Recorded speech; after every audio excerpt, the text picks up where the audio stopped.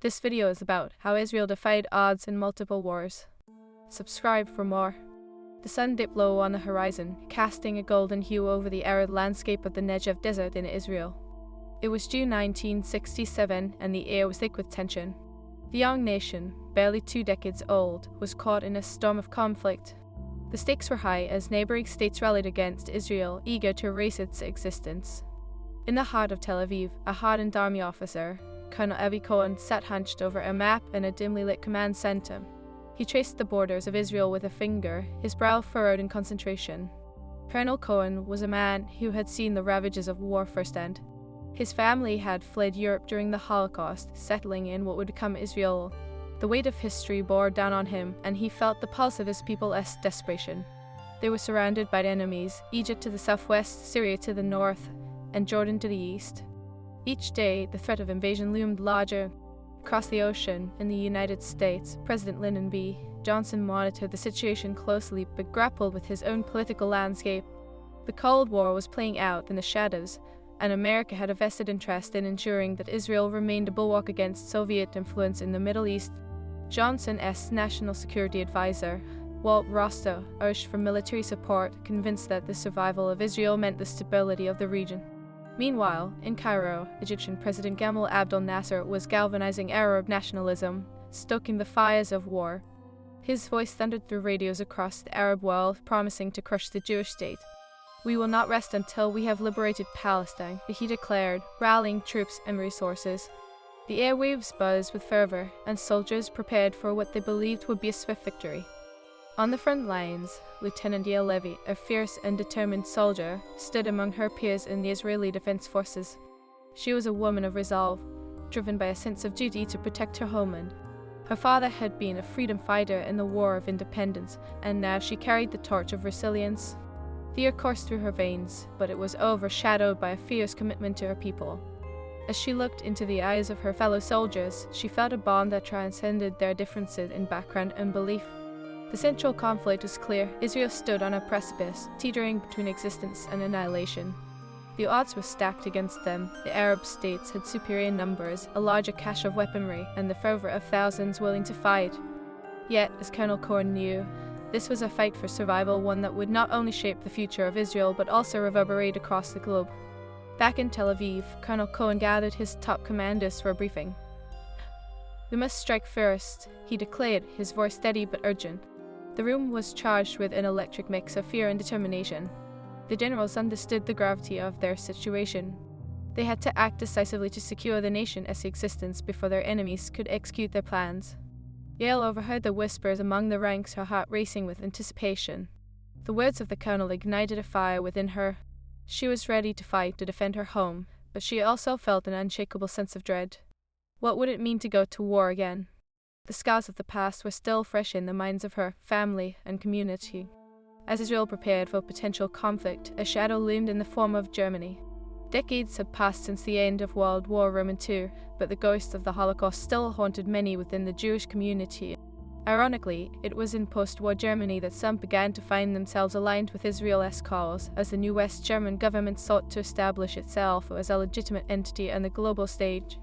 Chancellor Konrad Adenauer recognized that supporting Israel could bolster Germany's standing among Western allies, including the United States. In the days leading up to the war, Adenauer sent a message of solidarity, expressing Germany's commitment to Israel's right to exist and defend itself. Colonel Cohen knew that this was a delicate balance. The past could not be erased, but could perhaps be reconciled through mutual understanding. It was a complex web of politics, identity, and survival. By the dawn of June 5, 1967, the air crackled with anticipation. The Israeli Air Force launched a preemptive strike operation focused targeting enemy airfields before they could mobilize. Pilots soared through the sky, their hearts pounding in sync with the engines of their aircraft. This would be the moment that determined Israel's fate. Lieutenant Yael Levy found herself in the thick of it, the adrenaline coursing through her as she prepared to engage. The skies darkened as Israeli fighter jets flew over the Sinai Peninsula, unleashing a storm of fire upon inspecting Egyptian bases. NASA had underestimated their resolve, and the initial strike succeeded beyond expectations. Israeli forces surged forward, emboldened by the surprise and the unity of purpose that had emerged in the face of adversity. Amidst the chaos, Yale maneuvered her unit toward a strategic point, her hands steady on her weapon, ready to defend what her ancestors had fought for. Across the battlefield, the unexpected camaraderie among the military branches emerged. Soldiers fought side by side, men and women alike, embodying the spirit of a nation that refused to yield. It was as if the echoes of generations past had awakened a primal instinct to survive, to protect, and to thrive against impossible odds. Meanwhile, in the United States, President Johnson was glued to reports of the unfolding conflict. The tide of battle shifted rapidly, and he knew the world was watching. Should Israel fall, it would send shockwaves throughout the geopolitical landscape. The specter of Soviet influence in the Middle East would rise, and America's commitment to its ally would be put to the test. As the sun rose higher in the sky, the battles raged on, and Israel's fate hung precariously in the balance. Each moment unfolded with urgency. Colonel Cohen, Lieutenant Levy, and countless others were locked in a struggle not just for land, but for the very soul of a nation forged in the crucible of survival. And as the echoes of gunfire pierced the air, a single question loomed large. Would Israel defy the odds once again, or would history repeat itself in a tragic cycle of defeat? The world waited with bated breath, and the answer lay in the hands of those who dared to fight. The battlefield was alive with the sounds of war, but in the hearts of the fighters, a flicker of hope began to illuminate the darkness. What would they discover in the depths of their struggle? What alliances would shape the course of their fate? As the dust began to settle, it became clear the fight for survival was only just beginning. The opening salvos had been fired, but there were many more battles to come. Would Israel unite and rally against the encroaching forces, or would the specter of history overshadow their efforts? The stakes were higher than ever, and the world held its breath. The sun rose higher, casting an unyielding glare on the battlefield as the Israeli forces pressed forward.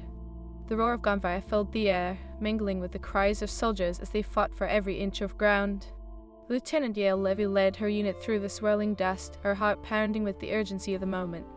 Each step felt monumental, a testament to her commitment and the collective resolve of her comrades. Colonel Avi Cohen monitored the progress from the command center, his gaze fixed on the map spread across the table. The initial airstrikes had crippled much of the Egyptian air force, but he knew the fight was far from over. Intelligence reports indicated that ground forces were mobilizing along the Suez Canal, and the fight for the Sinai Peninsula was shaping up to be brutal. The stakes were higher than ever. Failure was not an option. "Colonel, units are reporting contact with Egyptian troops near Rafah," shouted one of the officers. Cohen's focus sharpened, and he leaned forward. The battle was escalating, and he needed to redirect resources to reinforce the front lines. He quickly issued orders for additional troops and ammunition to be sent south. The survival of his nation depended on swift and decisive action. Meanwhile, far from the desert, President Johnson convened a meeting with his top advisors in Washington. The mood was tense, and the stakes were evident. "We cannot afford to be passive," Johnson asserted, his voice gravelly with conviction. "Israel is our ally, and if we allow them to fall, we risk losing influence in the Middle East to the Soviets."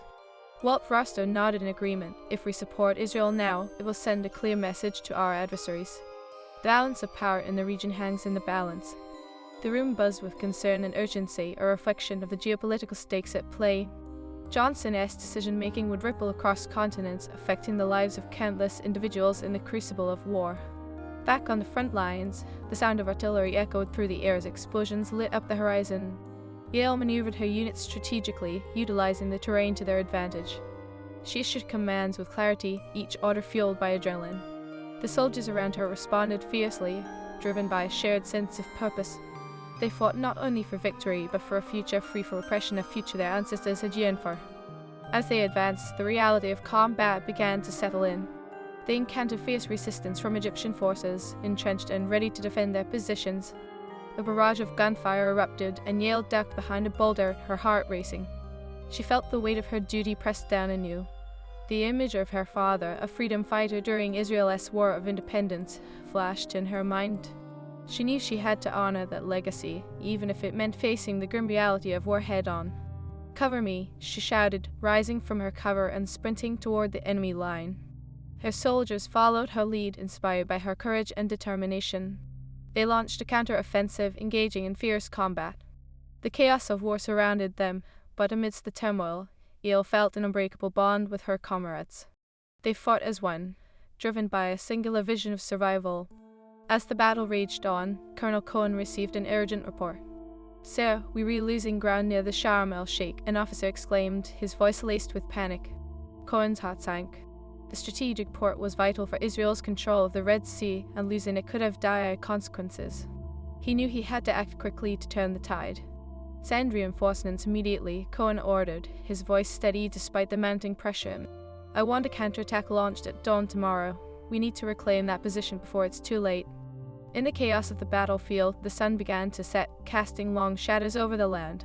The Israeli forces regrouped, digging in for the night. The sounds of earlier skirmishes faded, replaced by a heavy silence broken only by the rustling of fatigued soldiers. Yael took a moment to gather her thoughts, staring at the flickering campfire that provided a small comfort amidst the uncertainty. Yet, in the quiet moments that followed, doubt crept in. What if their efforts were in vain? What if the weight of history bore down harder than they could withstand?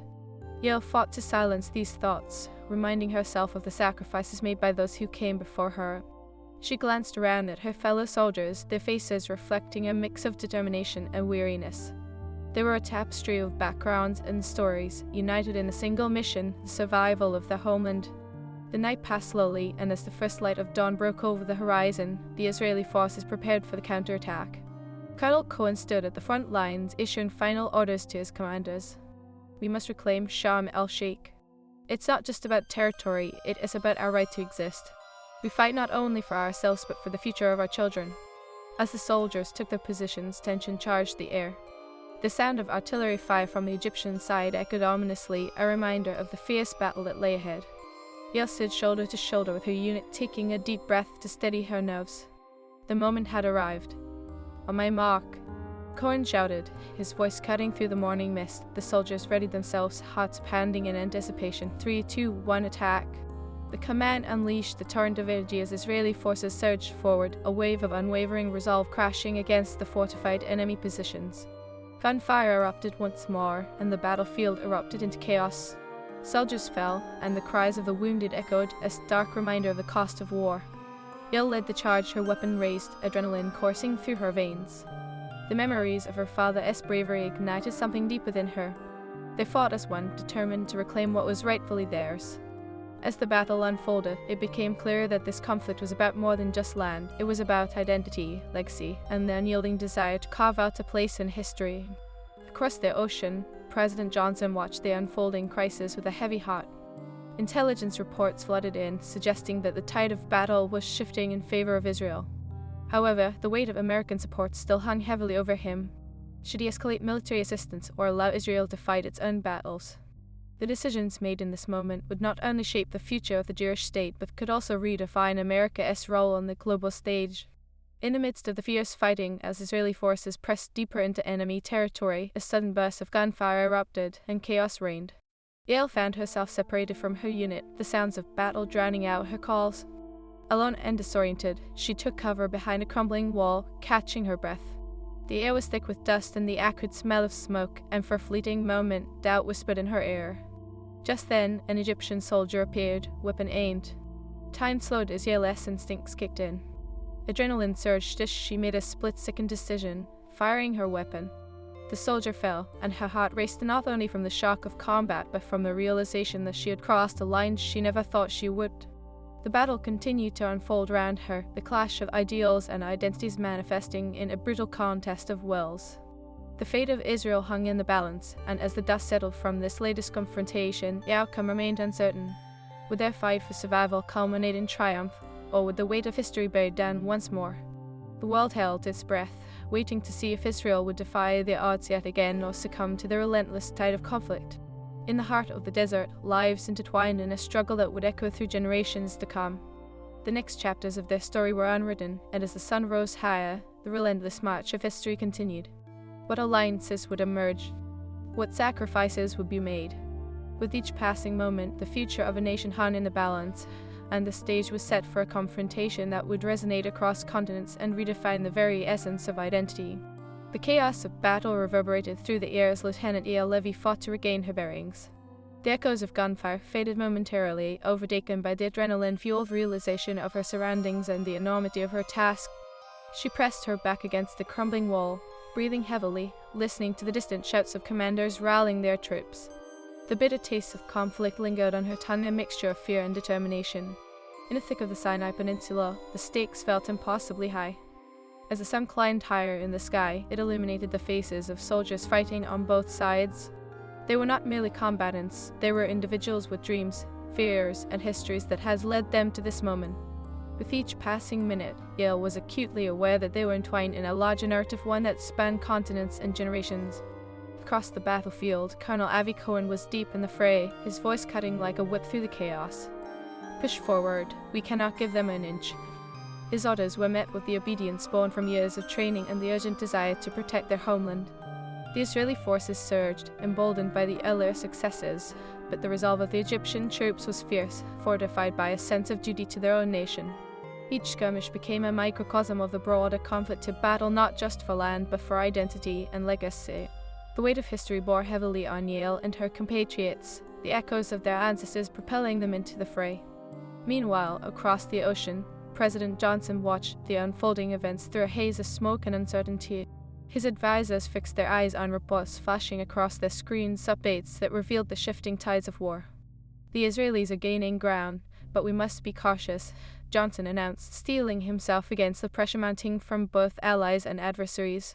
President Walt Rosso interjected urgency in his tone. If we do not take a clear stand now, we risk losing not only Israel but our influence in the entire Middle East. The Soviets are waiting in the wings, ready to capitalize on our indecision. Johnson's fingers drummed against the table as he contemplated the ramifications. He understood that the outcome of this conflict would echo far beyond the borders of Israel, shaping perceptions and alliances for years to come. Israel must know that it has our support. Back in the heart of battle, Yale emerged from her moment of solitude, driven by a force she could not fully articulate. She spotted her comrades huddled behind a nearby dune, struggling against the onslaught of Egyptian fire. Without hesitating, she sprinted toward them, the weight of her weapon feeling lighter with each determined breath. "We regrouping," Yale shouted, her voice rising above the din of war. The others rallied around her, their faces mirroring her fierce resolve. United, they advanced, each soldier embodying the spirit of a nation standing on the precipice of annihilation. As they pushed onward, the memory of sacrifices made by previous generations ignited a fire in her heart. The battles fought in the name of survival, the voices of those who had gone before her, urged her to fight not just for herself, but for the future of her people. She realized that each step she took was a tribute to their resilience. Colonel Cohen led the charge alongside his men, strategically repositioning artillery as the sun continued its relentless ascent. "Shift left, reinforce the northern flank. We need to cut off their retreat," he commanded, the weight of leadership resting heavily on his shoulders. The soldiers nodded, fueled by their shared mission, their resolve intertwining with the land, unfit a land soaked in the blood of their ancestors. But as they advanced, news reached Cohen that Egyptian reinforcements were on the move, bolstered by a supply line running from the north. The tide of battle could shift once more, and failure was not an option. "We must cut them off at the Wadi al-Arish," he declared, determination etched on his face. "They will not escape this fight." Hours passed, each moment feeling like an eternity as the Israeli forces pushed through waves of resistance. The landscape was littered with the remnants of the conflict, abandoned vehicles, makeshift barricades, and the haunting silence of fallen soldiers. Yet amid the destruction, hope flickered. The solidarity among the troops became palpable, a testament to their collective will to prevail. In a pivotal moment, as Yale and her unit reached the edge of a ridge overlooking the Wadi al-Arish, they caught sight of the advancing enemy battalions. She shouted, adrenaline coursing through her veins. "We need to hold this position and cover our comrades." The other soldiers nodded, steeling themselves for the challenge ahead. As they prepared to engage, the very soil beneath them felt alive with the energy of their ancestors, who had fought for this land long before them. The legacy of those who had come before surged within Yale, igniting an unyielding determination. Together, they unleashed a volley of fire, determined to stem the tide of the advancing Egyptian forces. Meanwhile, President Johnson faced mounting pressure back in Washington. Reports of Israeli success stirred a complex mix of emotions. "It is a decisive moment," one of his advisors remarked. "But we must tread carefully. We cannot afford to escalate this conflict beyond control." Yet Johnson understood that support for Israel would send a message, one that would resonate through the corridors of power across the globe. "I want our military on standby," he declared, his eyes fixed on the map of the Middle East. "We need to be ready to act if the situation deteriorates further." As the battle raged on, Colonel Cohen moved with purpose, his eyes scanning the horizon for signs of the enemy. But then, out of the corner of his eye, he spotted a shadow moving through the dust, a small group of Egyptian soldiers flanking his unit. "Ambush," he shouted, adrenaline surging as he barked orders to redirect fire.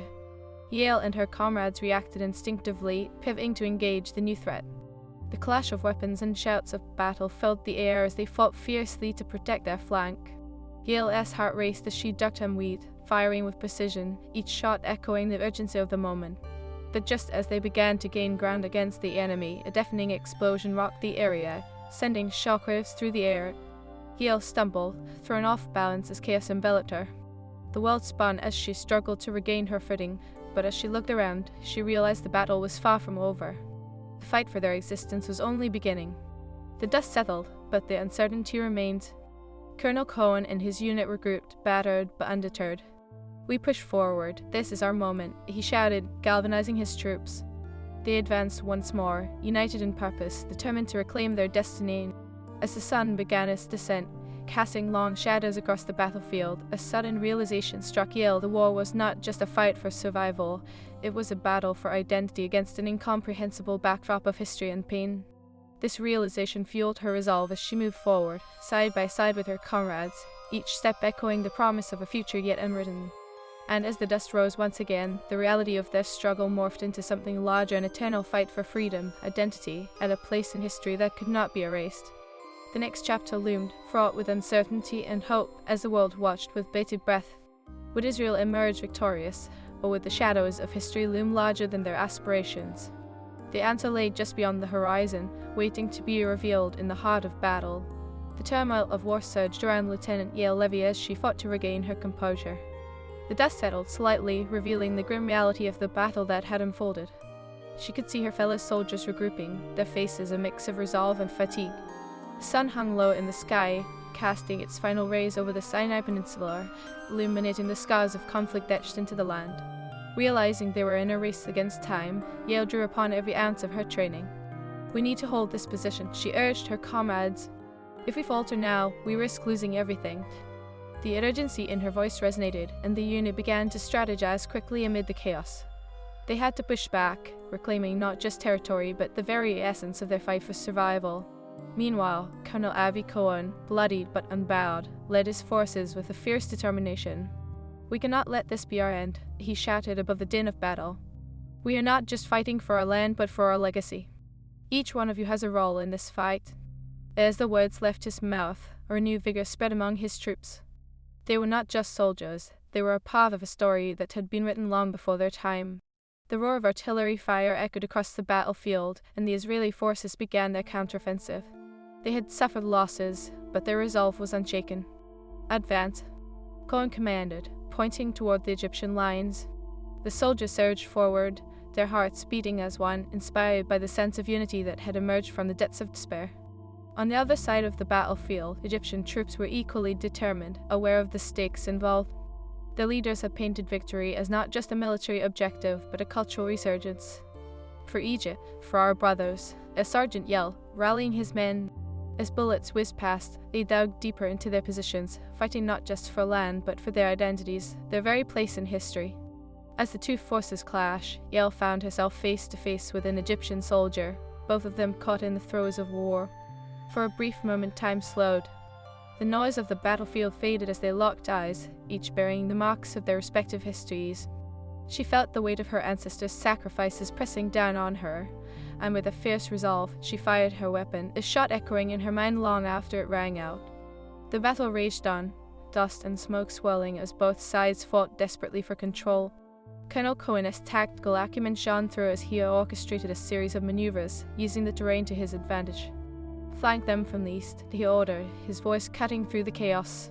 As his soldiers responded, they started to encircle the Egyptian forces, turning the tide of battle in favor of Israel. Meanwhile, across the ocean, President Johnson sat in the Situation Room, his advisors gathered around him, their faces lit by the glow of the screens displaying reports from the front lines. The news of Israel's advance was promising, but he was acutely aware of the implications. "If we publicly support them now, we risk escalating tensions further, but if we don't, we could lose them entirely," he pondered aloud. His advisors exchanged glances, each weighing the geopolitical ramifications of his impending decision. President Walt Rostow interjected, "We must act decisively. Our support is paramount right now. If Israel falls, it could destabilize the entire region and pave the way for Soviet influence." Johnson leaned back in his chair, contemplating the heavy burden of leadership. The echoes of history loomed large, and he understood that his decisions could resonate for generations. Prepare a statement of support for Israel, he finally decided, determination etched on his face. Back in the Sinai, the battle intensified. As Israeli forces pressed on, Yael felt a surge of adrenaline. She could see their objective, the Sharm el-Sheikh, the strategic port that was vital for Israel's access to the Red Sea. She shouted, her voice joining the din of battle. The soldiers rallied behind her, driven by a collective sense of purpose. Colonel Cohen, witnessing the determination in his troops, felt a rush of pride. He roared, leading the charge with a fierce tenacity. The sight of his soldiers advancing, side by side, men and women, young and old, filled him with hope. They were the embodiment of resilience, forged in the fires of history. As they approached the port, the struggle grew fiercer.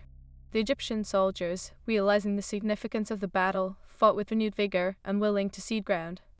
Explosions erupted, sending debris flying and creating a haze that enveloped the battlefield.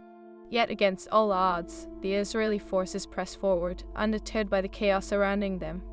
In the midst of the fray, Yael spotted an opportunity. "We can flank them from the left," she shouted to her comrades, pointing toward a gap in the enemy line. With a united cry, they surged forward, maneuvering with the precision of a well-trained unit. As they engaged the enemy, the tide of battle turned definitively in their favor. As the sun dipped lower, casting a warm glow over the battlefield, the Israeli forces began to overwhelm the Egyptians. Colonel Cohen could sense victory on the horizon but remained acutely aware that war was unpredictable. "Hold the line." Don T led up. He commanded, urging his men to maintain their momentum. With the Egyptian defenses breaking, Yael and her comrades pushed hard, reaching the outskirts of the port. The shouts of victory began to fill the air, but she understood that the battle was not just about this moment. It was about the future. They were fighting to protect the future of a nation born from struggle and sacrifice. Finally, as the last echoes of gunfire faded, the port fell into Israeli hands. The soldiers, weary but triumphant, embraced one another. The weight of history felt lighter, if only for a moment. Amid the rubble and dust, they had secured a crucial victory. But as the dust settled, a realization swept over Yael. This was merely one battle in an ongoing war for survival. In Washington, the news of the Israeli triumph reached President Johnson. Relief washed over him, but he knew the fight was far from over. "We must ensure our support continues, both politically and militarily," he instructed, his mind racing with the ramifications of the shifting power dynamics. The decisions made in the coming days would shape the future of not only Israel but the entire Middle East. Back in Israel, Colonel Cohen stood at the edge of the port, gazing out at the horizon. The sun began to set, painting the sky with hues of orange and red. He thought of the lives lost and the sacrifices made of the ancestors who had fought for this land. Their struggle was not just for survival, it was for a place in history. "We have defied the odds," he whispered, a sense of hope swelling within him. Yael stood beside him, her heart filled with a sense of purpose. "We will continue to fight, Colonel, for our history, for our future." "And indeed," Cohen replied, a steely resolve in his eyes. "This is just the beginning. We will rebuild, and we will stand united." As the sun dipped below the horizon, the promise of a new dawn lingered on the horizon. The battles ahead would be numerous, but the spirit of a nation forged in the fires of war would not be easily extinguished in the heart of the desert. The story of Israel continued, woven into the tapestry of history, a testament to resilience, identity, and the unyielding quest for survival. The world watched, breathless, as the next chapters unfolded in the saga of a nation that had dared to defy the odds.